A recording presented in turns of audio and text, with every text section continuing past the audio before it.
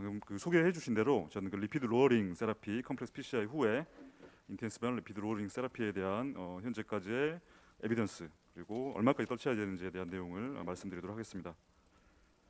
증례를 먼저 보시겠습니다. 체스트 페인으로 57세 남자 환자가 오셨고 가족력이 있습니다. LDL이 베이스라인 LDL이 169로 상당히 높았고요. 당뇨가 발견이 됐습니다. 트로포닌은 정상으로 언스테이블 엔자이나로 코로나리 엔지오그래피를 시행하기로 했고 이 시장에서도 정상 소견입니다. 엔지오그래피 파인딩을 보시면은 3베슬 디지즈입니다. 디지털 RC의 CTO가 보이고 레프트 메인 투 LAD가 컬프릿으로 생각을 했고요. 보시면은 LAD 서컴플렉스 보다 디퓨즈하게 병이 있는 3베슬 디지즈였고요.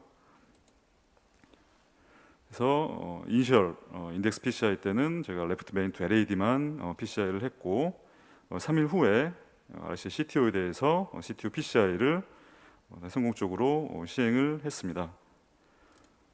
이 환자분의 베이스라인 LDL은 169인데요. 이런 환자분에서 얼마까지 LDL을 떨쳐야 되고 베이스라인 레지멘은 어떻게 사용을 해야 되는지에 대한 일단 가이드라인에 기초한 내용을 말씀드리도록 하겠습니다.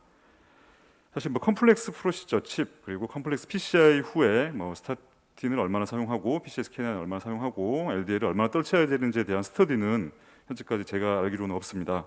그래서 컴플렉스 PCI 정의를 보면은 여러 가지 환자 요인 그리고 헤모다이너믹스나 LV 펑션, 하트 펠리어 같은 요인도 있지만은 공통적으로 정의가 조금 다를 수는 있지만 컴플렉스 PCI에 들어가는 그런 시수를 보시면 CTI, CTO, 멀티베스 PCI, 레프트 메인, 바이포케이션, 카시파이드 롱레전 등이 포함이 되어 있고요.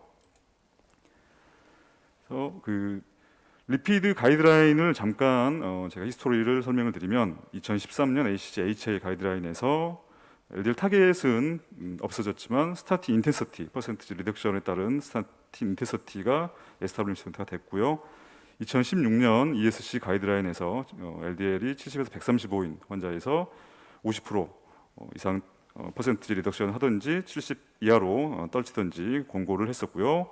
그 이후에 프리에이 트라이얼이나 오디세이 아웃컴 그리고 인프루빅 같은 여러 랜드마크 트라이얼들이 나온 후에 2018년 ACHA 가이드라인이 개정이 됐습니다. 조금 변한 내용들이 있는데요. 일단은 처음부터 ASCVD가 에스타블리시먼트 된 환자는 강하게 스타틴을 사용을 하고 70 이하로 떨어지지 않으면은 에제티마이브나 PCSK9 이비터 같은 논스타틴 세라피를 고려를 하라는 것입니다. 방금 말씀드린 대로 베리 하이 리스크 또는 하이 리스크라더라도 처음부터 하이 인텐시티 스타틴을 고려를 하는 것이고요. 베리 하이 리스크의 디피니션을 잠깐 말씀드리겠습니다. 요거는 사실 저희가 지금 현재 PCSK9 이비터의 보험 기준의 근거가 되는 그런 게 되겠습니다. 프리에 트라이얼의 인디케이션이기도 하고요. 그래서 리센트 ACS나 MI 히스토리가 있거나 이스테믹 스트로크 있거나 심토마틱 페리페랄 디지가 있는 경우를 메이저 ASCVD로 정의를 했고요. 하이 리스크 컨디션은 고령이거나 캐비지나 PCI를 받은 적이 있거나 DM, 하이퍼텐전, CKD나 스모킹 같은 경우들로 정의를 했습니다. 그래서 아까 제가 말씀드린 대로 컴플렉스 PCI 후에 도대체 LDL을 얼마까지 떨쳐야 되느냐에 대한 스터디는 없지만 그래도 컴플렉스 PCI를 받은 환자분들은 거의 대부분이 베리 하이 리스크, 현재 ESC 가이드라인으로는 그냥 베리 하이 리스크입니다. 그래서 LDL은 거기에 맞춰서 저희가 타겟을 설정하는 것이 맞겠습니다. 국내 가이드라인을 보시면은 2016년 ESC 가이드라인과 거의 동일하게 보수적으로 가고 있고요. ASCVD가 있는 환자는 베리 하이 리스크로 설정을 해서 이니셜 타겟을 70 밑으로 떨치거나 50% 이상 리덕션을 하고 안 되면 에제티마이브를 붙이거나 그것도 안 되면은 PCSK9 이니비터를 사용 권고하고 있습니다. 환자는 하이 인텐시티 스타틴으로 리피토 40ml, 그러니까 아토발스타 40ml를 쓰고 2개월 뒤에 155입니다. 잘 안 떨어졌고요. 유럽 가이드라인 2019년에 나온 유럽 가이드라인을 보시면은 굉장히 인텐시브한 어그레시브한 스타틴 세라피를 권고를 하고 있고요. 베리 하이 리스크 보시면 ACVD가 있는 환자는 다 베리 하이 리스크 설정했고 55로 설정하고 엔드 50% 이상 퍼센티지 리덕션을 권고를 하였습니다. 근거는 아까 말씀드린 대로 아주 유명한 메타 분석인 CTT 메타 분석 그리고 인프루브 트라이얼, 프리에 트라이얼, 오디세이, 아웃컴스 트라이얼 등을 근거로 해서 55로 설정을 했습니다. 그래서 4에서 6주 근거로 해서 팔로우업을 하고 에제트마이브를 붙이고 PCSK9 이비터를 에디션을 하라고 권고를 했었고요. 심지어 인덱스 이벤트 후에 2년 안에 또 다른 이벤트 발생을 하면은 40 LDL을 40 이하로 떨치는 것으로 권고를 하였습니다. 그래서 환자는 에제트마이브 10ml를 사용을 했고 이후에도 4개월 뒤에 팔로우업을 했을 때도 여전히 149였습니다. 프리의 트라이얼은 뭐 다 너무 잘 아시겠지만은 잠깐 설명드리면은 베리 하이 리스크 환자분이죠. 세컨더리 프리벤션이고 MI 스트로크, 심토마틱 PAD, 에디셔널 리스크 팩터가 있고 맥시멀 톨러레이트 스타틴, 에제티마이버는 사용을 해도 되고요. LDL이 안 떨어진 환자를 대상으로 해서 랜덤을 했습니다. 한 달 만에 LDL이 대개 30 근처까지 굉장히 떨어졌고, 이거는 연구 기간 내내 평균 56 정도로 잘 유지가 됐습니다. 프라이머리 엔드포인트는 카디오바스쿨 데스, MI 스트로크 같은 프라이머리 엔드포인트가 15% 줄였지만 물론 사망률은 줄이지 못했습니다. 오디세이 아웃컴에서는 알릴로코맙 사망률을 줄였지만은 프리에서는 사망률은 줄이지는 못했었고요. 그래서 PCSK9 급여 기준은 2020년 1월부터 이렇게 프리의 트라이얼에 근거해서 바뀌었는데 사실 지금도 이 급여 기준이 상당히 허들입니다. LDL을 낮추는 데 있어서 허들이 되고 있고 사용하기가 어렵죠 아직도.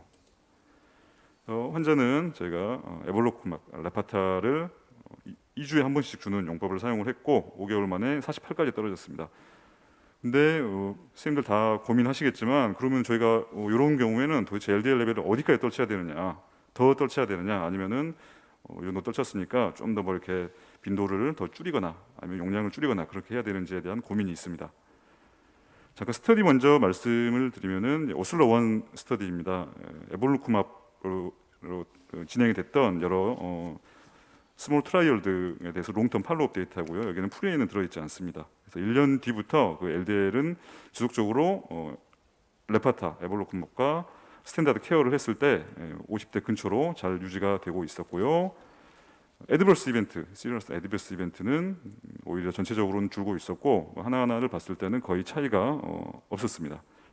적어도 에볼루코맙을 사용을 했을 때는 인텐시브하게 LDL을 떨쳐도 크게 부작용이 없지 않겠느냐라는 걸 시사하는 연구가 되겠고 2018년 ACC/H 가이드라인에는 굉장히 애매한 말만 나와 있습니다. LDL이 25 밑으로 떨어지면은 그냥 임상적으로 판단해라.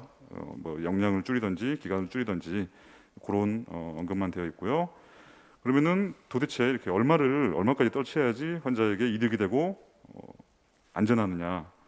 실제로 이렇게 저희가 베리로 LDL은 딱히 정해진 정의는 없지만 되게 25에서 30 정도로 스레스로 잡고 있고요. 이렇게 많이 떨쳤을 때 이렇게 블랙 리그레션 효과나 클리니컬 아웃컴 베네핏은 여전히 유지가 되는지 아니면 로우 에스 베더 세어리에 의해서 더 좋아지는지 흔히들 알고 있는 스타틴이나 그런 부작용인 DM 그리고 헤모로직 스트로크, 캐타락 같은 부작용이 더 발생하지 않은지에 대한 우려가 분명히 있습니다.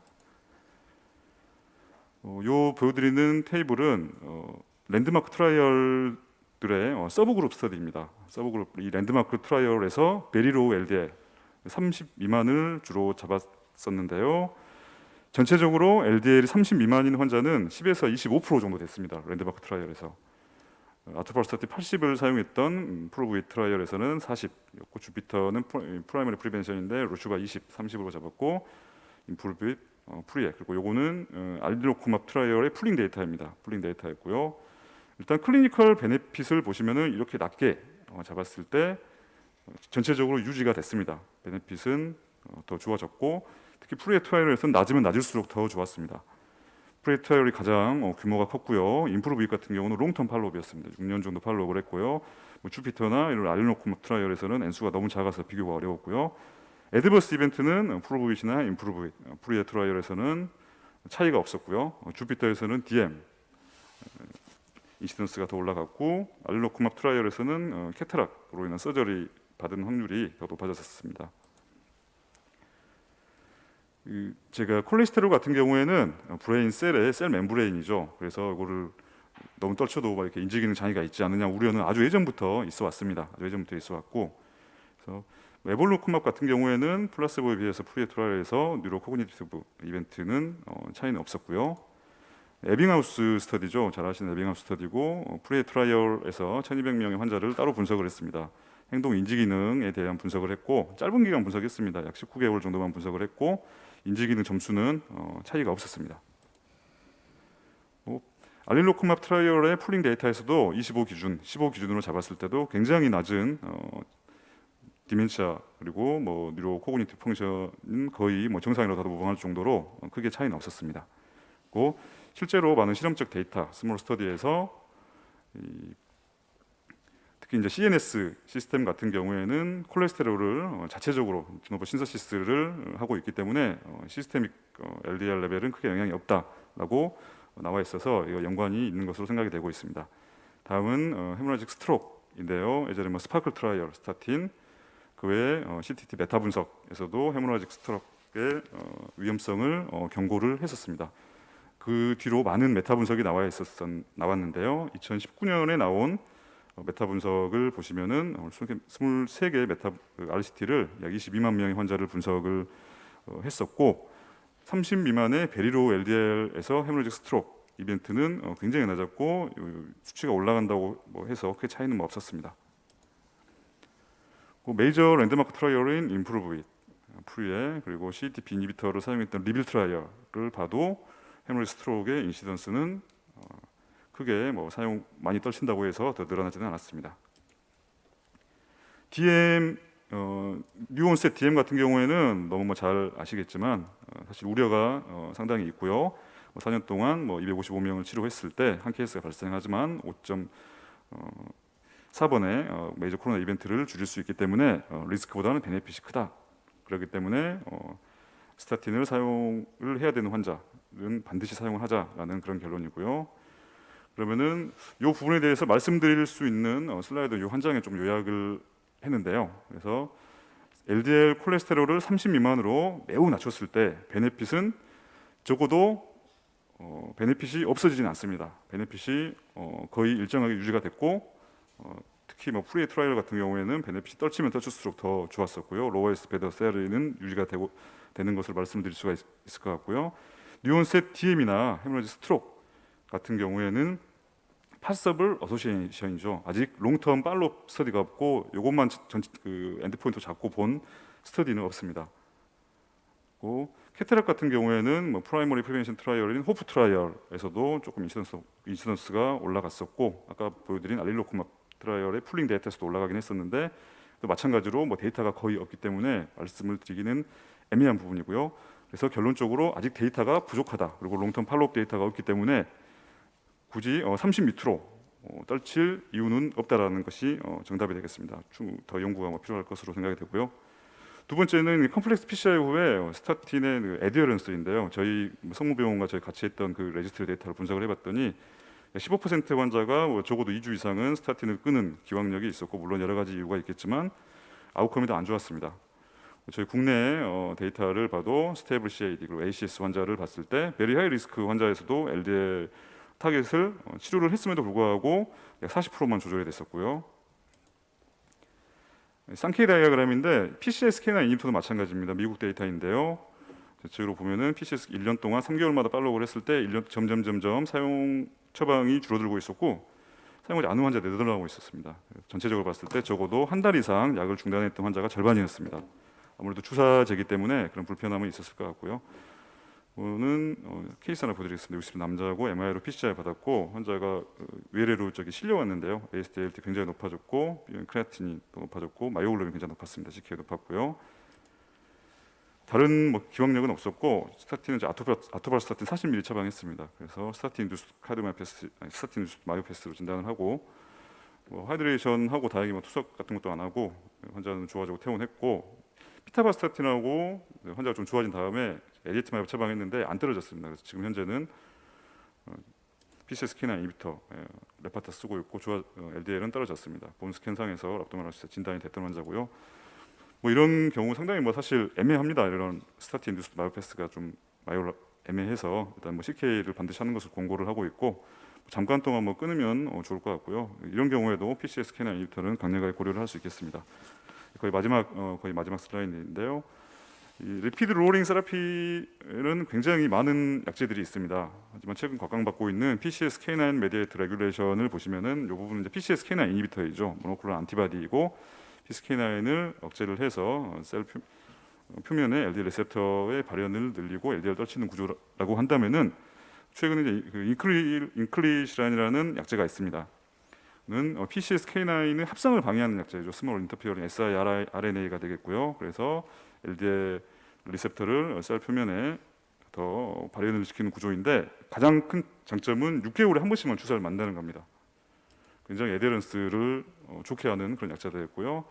이거는 저기 오라이온 삼상 연구인 오라이온 연구 2개를 작년에 AJM에서 퍼블리시를 했고 약 50% 정도 LDL 리덕션을 했고 그 중에서 약 15% 정도는 30m로 아주 많이 떨쳤었습니다.